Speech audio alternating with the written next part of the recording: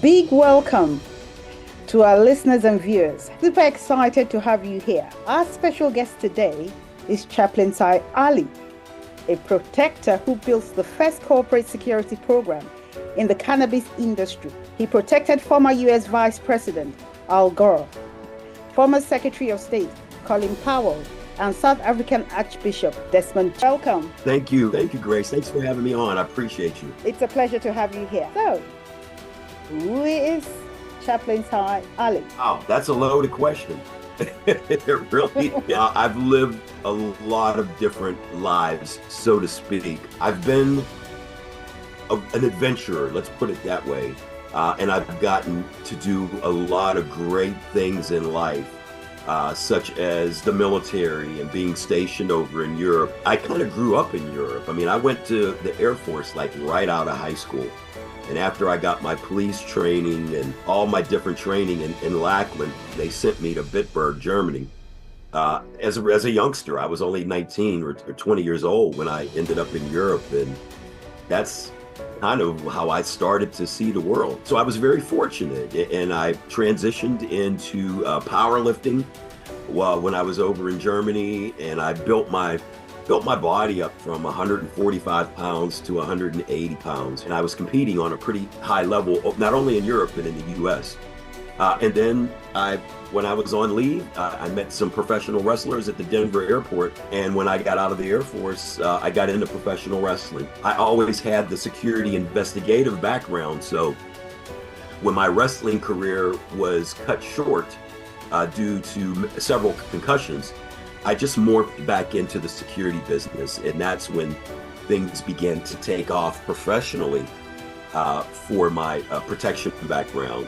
And then different things, and it took me 5 years to realize when I stopped drinking in 2020 of how bad I really suffered with depression. And in 2020, when I started writing my book, Out of the Storm, that was a full self-assessment. I mean, they say writing is therapeutic, but that really forced me to look deep inside and figure out who I am. And prior to March 1st, 2020, I was an alcoholic and I was severely depressed.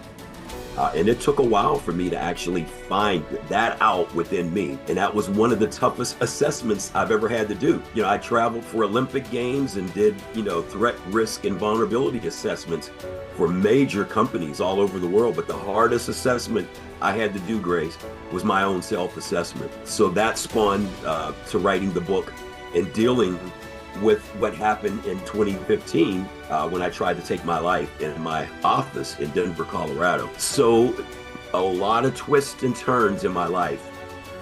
But I found Jesus on St. Patrick's Day of 2020. And those who know me would chuckle because they know I love to drink, and I was an honorary Irishman every St. Patrick's Day. So my friends laugh now and they say, wow, of all things, you profess your allegiance and your love to Jesus on St. Patrick's Day. That was 2020. And frankly, I haven't looked back. I started taking seminary classes. I got my chaplaincy certification. I ended up in a homeless shelter in California. And from there, I ended up working with kids. I took a coaching job with a company named Alevo. They're based in California, and they do social emotional learning. The kids, when we had the pandemic and quarantine, the kids really suffered. They couldn't go to school. They were isolated. And when the kids got back in school, they noticed that they weren't performing as well as they should have been. So companies like Alevo that do these after school programs are sorely needed with young people today. So I've transitioned, Grace, from a security background of 40 years to ministry and helping kids, being that chief encouragement officer, as you will, for young people, and helping to guide them. And then talking about my story, about being a suicide attempt survivor. That draws kids in. They're drawn to me for some reason. So it's been a pretty good life. But I didn't want to be here for a while. So I'm fortunate that God loved me more than I loved myself. And as a result, I'm here talking to you right now. Oh, thank you so much. Yes, God loves us. That's why He gave Yes, He does. Were you ever married? Did you have children? Yes, I was married twice. I hope you get the book. and check it out because I really kind of break down my life. I got married really young when I was in Minot, North Dakota. So I have 3 kids. My oldest daughter, Tasha Nicole, is 40. She has a child, Joey Ray Kinney. So I have my first granddaughter. I have a daughter, Samaria Hope, and Cy the 4th. So I've got 3 kids and 1 grandkid. But I was married twice and divorced twice. And that really was, when I really stopped drinking and I sat back and assessed my life, I was in very dark places and wasn't willing to share myself with my loved ones and my wives. And I see things differently now. But yeah, I was definitely married twice, 3 kids. I'm a grandfather. Wow, that's great. I do understand where you're coming from. And I'm beginning to wonder, if you had found Christ earlier, do you think your marriages would have worked out? You know, that's a great question. I thought about that. I really did. I was like, wow, my second wife, Alicia, we were married 20 years, and she is the daughter of a Presbyterian minister who I wrote in the book about when I had my suicide attempt. He was just, her parents were beautiful, Grace. They calling them in-laws, I think does not do the relationship I had with my in-laws any sort of justice because they were a second set of parents. And my dad passed away in 2005. My father-in-law passed away in 2009. And that's when I began to spiral. I kind of lost my moral compass. I lost the 2 most influential men in my life within a period of 4 years. And that kind of sent me into a much darker place. And I just threw myself into my job. I would take, 5-6 month assignments. So I would be away from home for a long period of time. And my work was kind of like my comfort spot because I can just concentrate on working and concentrate on keeping people safe. But it was really, I was in a dark place. And I know now, I love your question. Yeah, I think things could have been different with this side as opposed to the pre-2020 side. Things could have been a lot different, but God had to really get me straight, Grace, about looking back and trying to reconstruct and reconcile the past. And he said, don't do it. Just keep walking forward. Walk in obedience as best you can, because God knows that I'm human and I'm flawed. But I do believe he likes the course that I'm taking now. And writing that book was not what I wanted to do. I'm the last person that wanted to talk about my vulnerabilities or my weaknesses. I was very guarded personally as a man. So people are like, wow, when they read this book, I break down, I take people into my office and tell you my mindset of when I put that Glock 19 in my mouth with a round in the chamber. And that must have alerted God, because he did some marvelous things that day that I didn't even realize what he did until 5 years later. Once I stopped drinking, I picked up my mom's Bible. Things started developing very quickly in 2020. And this is the product of it. I mean, I'm still a work in progress, as we all are. But I do believe that God finds me favorably right now. But he knows I still have work to do. I guess that's why God saved you. I believe so. I believe. And I asked Grace, I asked him, I was like, why me?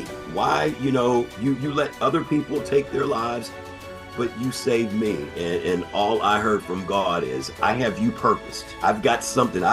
You want a mission? I got a mission for you that you won't deny. And that is being a spiritual protector of those folks that are lost. And there's so many people. It's fitting that I end up in Carmel, California, right on the Pacific Ocean, because I always wanted a lighthouse, because a lighthouse is that beacon that guides those ships in that are lost at sea. And Grace, there's so many ships lost at sea right now. There's a lot of people to go after and try to help. So this is where I'm at. This is my line in the sand out here right now. Well done. That's great.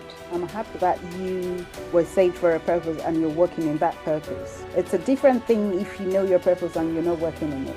So that's why I'm saying I'm happy that you're working in the purpose and you're still there doing the work you were called to do. It is. So what made you go into the USAF, and what was life like? Oh, to the Air Force. Well, I was really good. I was a good basketball player when I was going through high school, but I had some disagreements with my basketball coach.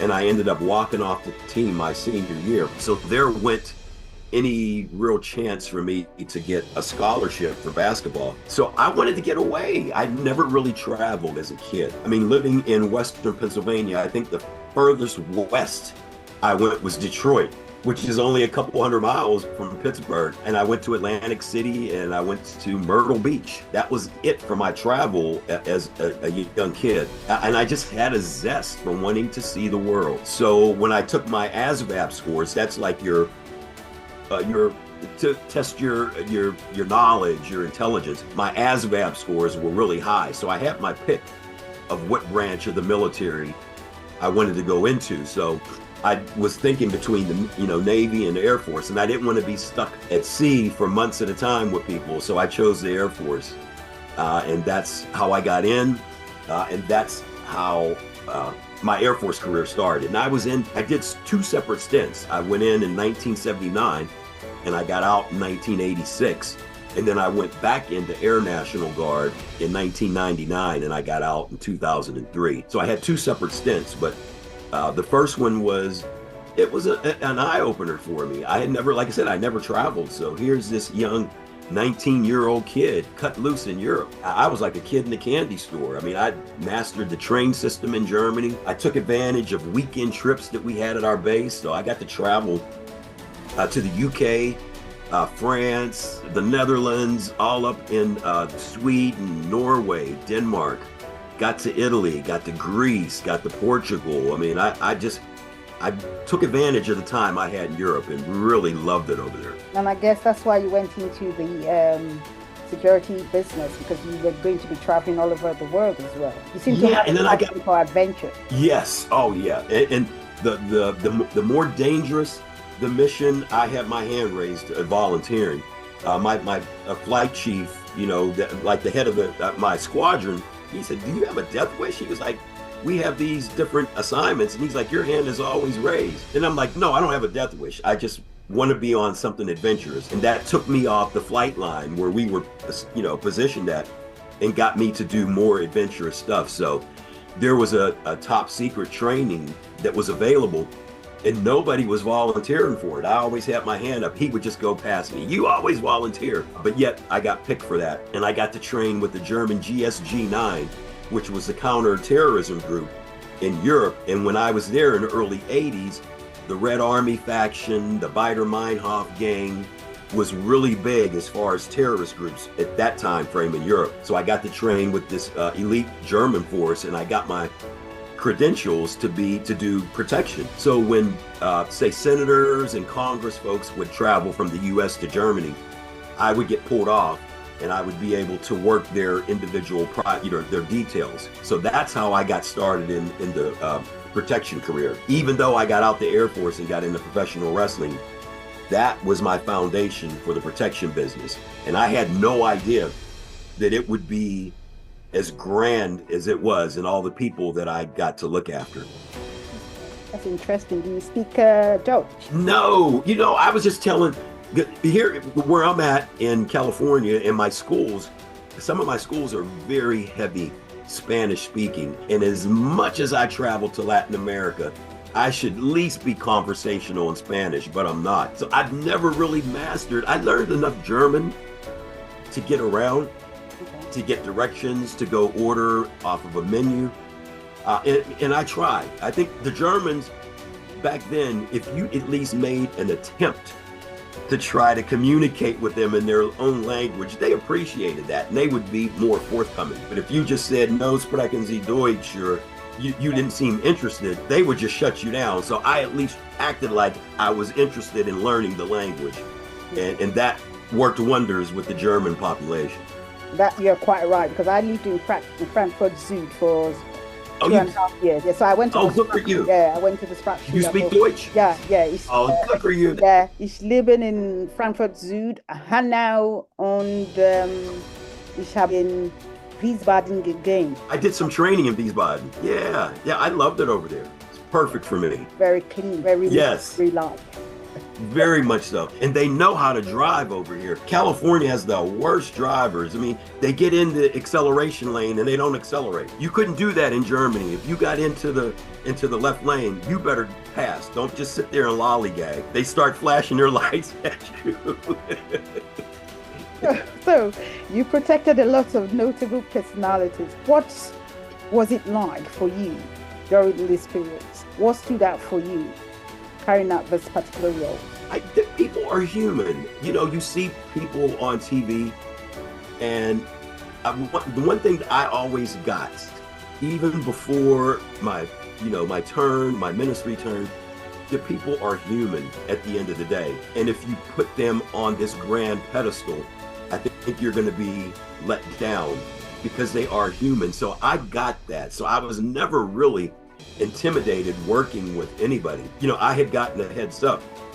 My military unit, when I was in, after 9/11, I was stationed at Andrews Air Force Base, which is where Air Force One is at. And our superintendent was retired Secret Service. So the day after I got off orders, I went to work for Vice President Gore. And my superintendent, who was retired, said, "Hey, he's going to be very tough on you. He's tough on his protection agents." And I said, "Oh, okay, I think I'll be fine." But I had no problems with him at all. I was able to handle personalities. And then you know, there's egos involved. You got to massage egos and things like that. So I never had a problem communicating or understanding what my role was. Even when I worked with billionaire families, a lot of protection agents would fall into that trap that they're part of the family and that, you know, they're entitled to the things. And, you know, I had to subtly remind younger agents, you know, you're just the hired help. You know, we're really no different than the nannies when you're traveling with Middle Eastern royal families and things like that. You're part of the help. So you have to look at it that way. You can't say, "Oh man, this is a great lifestyle. I'm traveling on beautiful private jets. I'm staying in the exclusive wings of you know, premium hotels, and I have access to this." It's not yours, it's theirs. It's your job to protect them and make sure they can get from point A to point B without any disruption. So I got it. I got that. But there was really one person that I was really enamored by, and that was South African Archbishop, the late Archbishop Desmond Tutu. I really loved working with him. He was just a beautiful soul. He had a great sense of humor. He and I would go back and forth and needle each other and just make each other laugh. But just marvelous. I mean, he was, if you ask me who was the most interesting person that you've protected, it would have to be Archbishop Tutu. That's great. And I guess because of the rapport you had with him, that would as well have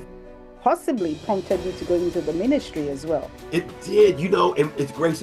I love that you mentioned that, because when I got ordained, I got my chaplaincy certification, and I started interning in a cancer treatment facility up in the Pacific Northwest. I wrote a letter, and I didn't know how to get to him. So I've got a good friend who runs probably one of the most prestigious security firms on the continent of Africa. He's down in Cape Town. His name is Chris Bucas. His company is TSU Africa. It's a technical support unit. I said, "Chris, do you know anybody that's close to the Arch?" That's what we call him, the Arch. And he said, "Yeah, I know this gentleman that is the CEO of his foundation." So I reached out to this gentleman, Nicholas, and I told him that I had worked for the Archbishop, a couple of years.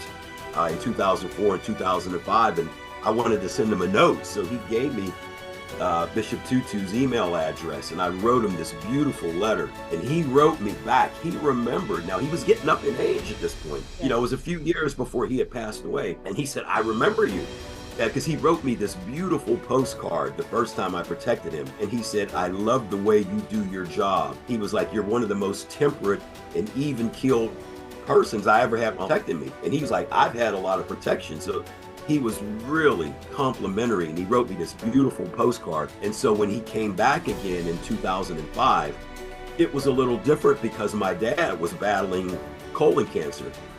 And my dad died in October of 2005. I was working for Bishop Tutu in September And when I got him and his manager at the Detroit airport, we went to Battle Creek, Michigan, which is where Kellogg's is headquartered at. We had a quick night and I got him to a suite and he got tucked away for the night. The next morning I was having breakfast and his manager called my room and said, "Hey, the Arch wants to talk to you." And I said, I'm in my sweats. He was like, "Oh, it's okay. It's just a personal social call." So I went to his suite and I knocked on the door. And he answered the door and he said, "Come on in." And he said, "How you doing, Sy?" And I said, I'm okay. Things went good yesterday. We got this on our schedule." He said, "No, I'm going to ask you again." He said, "How are you, Sy?" And I was like, okay, where's he going? And I was really struggling because I knew my dad only had like weeks to live. And I broke it down to him, Grace. And I told him, I was like, "My dad's really sick." And he prayed over me and he prayed for my dad. And I broke down in his arms and I was so embarrassed. And he was like, "Are you kidding me?" He was like, "You have no reason." He's like, "I knew something was going on with you." He was like, and he had only been with me a few times before, but yet this man had the intuition to know that I was struggling personally. And I told him about my dad, and it was one of those moments in my protection career that it was the most beautiful moment I've ever had. Here, I'm sitting here weeping in this man's arm. This was Nelson Mandela's right-hand man and, throwing down the apartheid system. And I'm weeping in this man's arms and he's consoling me. So yeah, he'll always have a special place in my heart.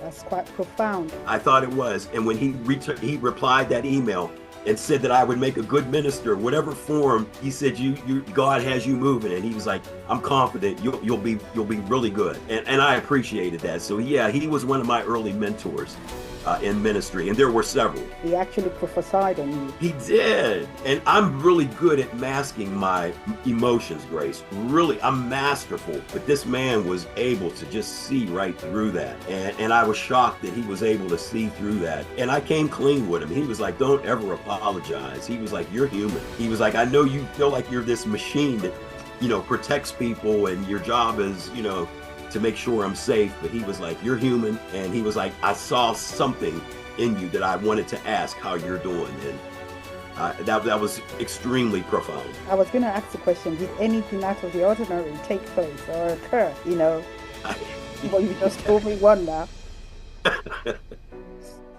Wow. Very memorable. And I've been with a lot of high profile people, but that was a moment that I will never, ever forget. Just a beautiful soul. And he was so funny. I got just one quick story about him. We went to a place called the Fetzer Institute. It's like an interfaith retreat area where you can go and it's very serene and they got the waterfalls. And he was the featured speaker. And I get him in and they have a nice chair for him and he sits down and there was a big crowd in this room. And people are just in awe. There, you can see when he sat down, their jaw dropped. And I think they introduced him, and somebody said, "You have any questions for the Archbishop?" And nobody said anything. Here's how this man is. He jumped up and he said, "Okay, good, let's go, Sy." And I go open the door for him, and they were like, "No, don't leave. We've got questions for you." He just had such a beautiful sense of humor, and I played right into his little skit there. Just phenomenal, great sense of humor. I don't think he took himself too serious, but it was something about him that he was real, and you don't see that. I didn't see that very often in my position of protecting folks. So just a funny guy, just a lovable individual. That's great. So what you're saying is that he's one of the most authentic people you've ever met. Yes, and it's good to see that, because sometimes you're with executives of, Fortune 500, large companies, conglomerations. You don't really get to see the human side of people. I mean, I've seen it, but Archbishop was just like, he was so open with it. And just, I don't know. I don't think words can describe that moment with him when he prayed, and talk about being out of character. I wept in his arms, and I was so guarded, Grace, with my emotions for so long. I grew up in a generation where I was told, boys don't cry, boys don't show their emotion. When I was getting spankings, I was told, you better not shed a tear. So I learned to suppress my emotions for many, many years. When my grandmother died and I was a kid, I did not cry in her funeral. And it was just burning in my soul that I wanted to weep. But I was just taught, that was a generation of, boys don't cry, men don't cry, men don't show their emotions. Now, I'm able to cut loose when I want and not have to worry about it. But back then it was different. Thank you for sharing this. So yes. You were a professional wrestler and university lecturer. Tell me a bit about that. As far as professional wrestling, I was always a fan of it, but I never had any aspirations of being an actual performer. But when I was on leave in Denver, I was flying back to Germany and I was at the old Stapleton International Airport. And I was at a lounge and I saw these wrestlers at the lounge having drinks. And I went up, and I was still competing then as a powerlifter. So I had pretty good size. And I had a conversation with them, and the wrestlers were like, you got some pretty good size. You ever consider? And I was like, I've been a fan of professional wrestling. So they gave me the name and number of a trainer out of Connecticut. And at that point, I had still thought I was going to be a career Air Force guy. But just the allure of professional wrestling. And my first wife did not want me to do that. That's how we separated, because when I left Germany, we were in Colorado Springs, and she wanted me to stay in the military and I wanted to get out. I wanted to do something different. And I was really bent on this professional wrestling thing. So when I got out, I went to Connecticut to train. And then I left there and I ended up back in Pittsburgh, PA. And that's kind of where my professional wrestling career took off at. And I ended up wrestling for 15 years before my last concussion, because I had several concussions. I was a risk taker, very adventurous, and wanted to do the most acrobatic wrestling moves there were. But sometimes you have accidents in the ring. Sometimes you can be sweating and you might slip from somebody, and it's never intentionally you're trying to hurt somebody, but accidents happen when you got a 200-pound men colliding in the ring and doing acrobatic stunts, basically. So I had several concussions. The last one I had in 2000, I went back to Washington, D.C., and my doctor told me, he was like, look, you've been in my office multiple times, and I've been telling you about these concussions. He was like, I treat football players who have helmets. He was like, you're in the ring with no protection for your brain at all. He was like, if you take one more bump to the head, he was like, you could die in the ring.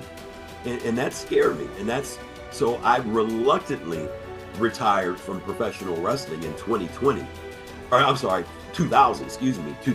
And I never really got over that. I didn't get over leaving the wrestling business because I didn't go out on my own terms. And I was always disappointed. So when I looked at the trigger points of how I got to where I was in 2015, I looked at wrestling.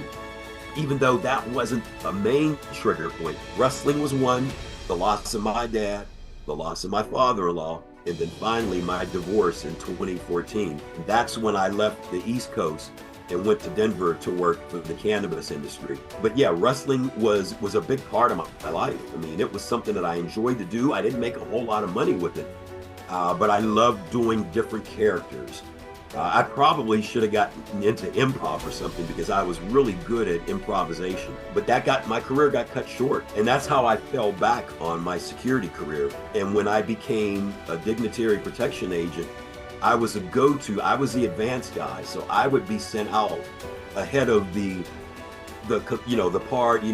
business party, the group. I would head out to another country and set everything up. I would make sure we had the transportation. I would check out all the hotel rooms. I would look for safe houses in case we got into trouble somewhere. I'd advance all the hospitals, look at level 1 trauma, level 2, and see who had whole blood, check pharmacies in case my protectee had glasses on and he lost his glasses or they lost their glasses. There was a lot I had to do to prepare for an executive or a diplomat's arrival into another country. So I became a university lecturer on international security, assassination attempt studies, how to do a proper advance in a hostile environment in different countries. So I did a lot of university lectures up and down the East Coast. And that's probably how I think wrestling and then my lectures kind of prepared me for ministry,